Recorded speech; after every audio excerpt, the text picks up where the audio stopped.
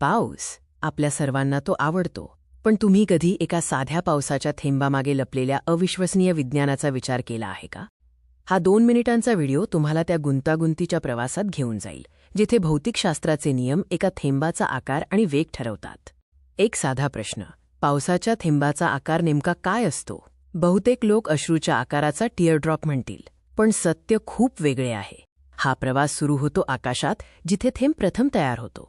अगदी लहान असताना त्याचा आकार पूर्णपणे गोलाकार असतो. ढगांमध्ये पाण्याची वाफ थंड होऊन सूक्ष्म कणांवर गोळा होते आणि लहान थेंब तयार होतात. हे थेंब अजून इतके लहान असतात की हवेचा विरोध त्यांना फारसा जाणवत नाही.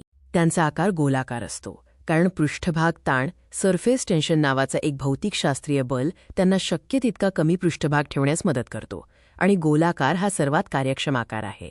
आता थेंब पुरेसा मोठा झाल्यावर तो खाली पडायला लागतो. इथे गुरुत्वाकर्षण आपले काम सुरू करते. थेंब खाली पडू लागतो आणि त्याचा वेग वाढू लागतो, कारण गुरुत्वाकर्षण त्याला पृथ्वीकडे खेचते. गुरुत्वाकर्षण त्याला खाली खेचते, पण हवा त्याला जोरदार विरोध करते. जितका थेंब वेगाने पडतो तितका हा विरोध वाढतो.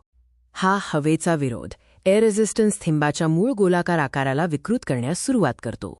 जसजसा थेंब वेग घेतो तसतसे हवेचा दाब खालच्या बाजूने त्याला वर ढकलतो, ज्यामुळे थेंब थोडासा लांबतो आणि त्याचा आकार अश्रूंसारखा दिसू लागतो. पण हा अश्रूंचा आकार फार काळ टिकत नाही, विशेषतः जेव्हा थेंब मोठा असतो आणि वेगाने खाली येतो. मोठ्या पावसाच्या थेंबाचा खरा आणि स्थिर आकार हा असतो हॅम्बर्गर बन सारखा.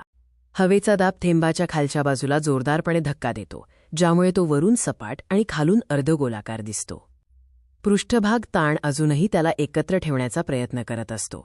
अतिवेगामुळे थेंबाचा हा आकार होतो.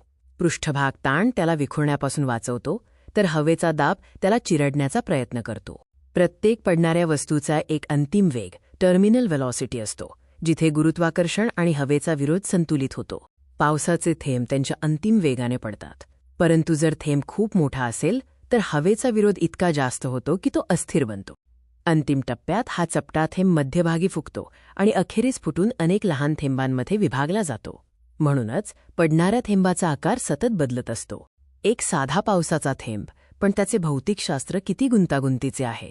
पुढच्या वेळी पाऊस पडताना लक्षात ठेवा की तुम्ही फक्त पाणी पाहत नाही आहात, तर नैसर्गिक नियमांनुसार होत असलेल्या एक अद्भुत भौतिकशास्त्रीय नृत्य पाहत आहात.